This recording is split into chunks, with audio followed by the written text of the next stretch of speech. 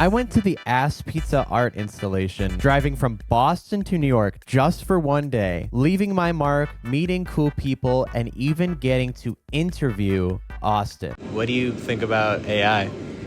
This is me driving. Yeah. After arriving at the place around noon, I drew on this plank right here. This is basically what I was gonna draw. It's smiley faces and stuff. I met this guy Jordan, who was a 19-year-old rapper in New York, first year rapping. And thanks to him, I wouldn't have waited around for an hour because it turns out that day they were opening at 4 instead of noon. All right, well, they're open at 4.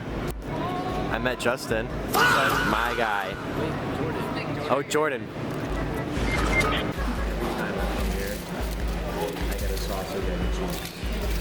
Every time.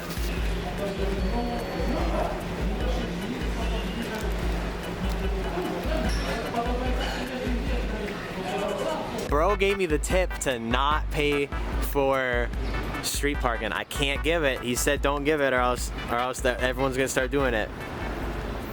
All right. Just know you gotta be. No, we're not giving that away, but here is how it looked July 10th at 3 p.m. It looks completely different now. Sorry, is there a line behind me?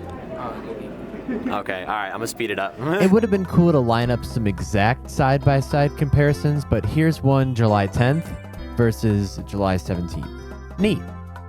Hey, let's use generative AI to remove those people. No, I met multiple photographers, showrunners. I even met a guy who had a sweatshirt that said draw on me, and he let anyone in the building draw on him. Would you like to draw on my sweater? Yeah, it brings back childhood memories. I was actually reluctant. I don't know if I'm using that word right. I actually wanted to bring in a ladder so that I could get up on the ceilings to draw. However, I didn't have one, but I was still able to draw in plenty of other areas, including the floor. The thing that amazes me is that technically anyone can just come by and draw all over your art, but I didn't really see that happening a lot. How do you not only grow a brand from starting off from touring the 50 states selling clothes in Walmart parking lots, Now that's silly. to opening up your own clothing line in Soho, and also cultivating a community that doesn't draw on each other's shit, except for probably a few bad eggs. I mean, I had to hit the road to set the tone.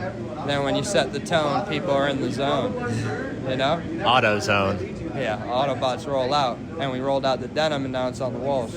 Yes, sir. I noticed that this is kind of how he speaks when he's interviewed, but he's right. He had to put in thousands of hours hand screen printing shirts, touring each state in the USA with nothing but a truck, a trailer, and hundreds of kids waiting in Walmart parking lots. And that's only covering the 50 states tour. He's been doing pop-ups for almost a decade now.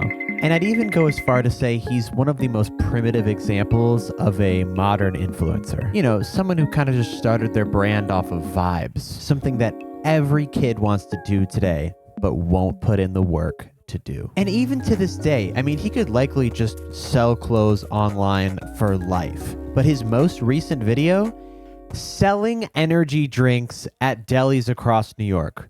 Holy side quest. So as a longtime fan of Austin, it's really nice to see him going from selling clothes on the street to selling clothes online. Oh my god! To opening up his own show in Soho, which he actively hangs out in every day, which is how I got to interview him. Few artists with this level of influence, I feel like, actually take the time to hang out with their audience. And how we've seen earlier, one thing that is widely apparent in Austin's art is the grind and mindset that let him achieve those thousands of hours to set the tone, and his dedication to not making shitty clothes, putting in a ton of detail. I feel like completely contrasts the down spiral of art that Lululemon and Banana Republic and Target clothes have in them. Convenience is what killed the world because people want things fast, people want things cheap. So the quality is going to be terrible, and it's, damaging our lives and our young ones and the future and the present and the past. Everything is fucked because of these poisonous things that they put in our food, water, everything. No one wants to talk about the real shit, that the health has been on the decline forever of, the world right now. So the sperm rate drops 1% every year, men's testosterone drops 1% every year. And soon we're just all gonna be fucking humanoids. they just were easier to control. So, you know, health is very important. And with that control, I'm at my desk now. With all these companies fucking up the environment and directly affecting our health, with Austin's clothing, mindset, and message going directly against that, and with in mind that we strayed pretty far from the therapy session and we're just talking about Austin now, with this system of fucking up your body, your world, your creative output, your ability to do what Austin's doing now, I think it's really clear that AI is like the next step in this level of control. Why edit a video about Asspizza when I can just have AI do it? Why go find my soulmate when my AI companion is right at my fingertips? Why would I make art when I can generate it in one prompt? And why roll out hundreds of yards of white denim to have the public draw on it when the convenience of AI would be 1,000 times easier? I mean, AI's here, you know, it's fucked. We're fucked. The world's already over, so this is the end. May as well paint on the walls. Yep. Might as well, you know, interact with humans and keep it real, keep communities alive, because AI can never replicate a real human being because no one is more powerful than God.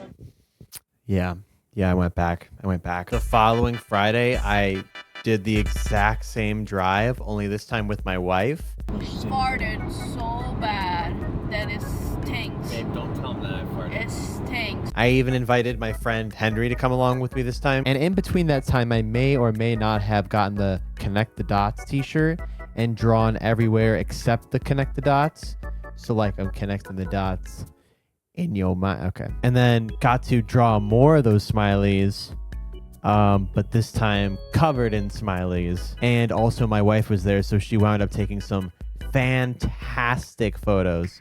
Some really cool videos as well. But like Austin at one point went up and started drawing white over all of one of his smileys. Like this stance in particular, fire, dude. And even her pics of the actual installation themselves, I can't talk her up enough. Like it was fire. During my time there, I was drawing on a part of a wall and this couple comes up to me and says, "Wow, look at this wall right here. It used to be so beautiful and now it's completely painted over." And it got me thinking, that's likely what's going to happen to my art. The most likely thing is that only a small fragment of what I've drawn is likely going to be visible, if anything, when the final product of this art installation is done. And it got me thinking to this Buddhist approach of making art. I don't know what the exact style is because I did no research on it, but there's this Buddhist style of art where they make art in the sand using colored sand very meticulously.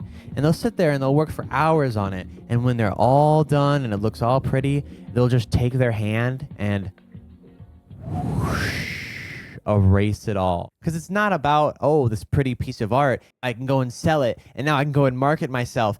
Nope. It's just about making the art and being meticulous and being there, and the people that you meet, the people that look at the art, those small moments. Hi, guy. What's up, bro? I like that shirt. Thanks. I think this Buddhist approach is really important, not just in this art installation, but just living in general. Do not make art so that you can move up in your career.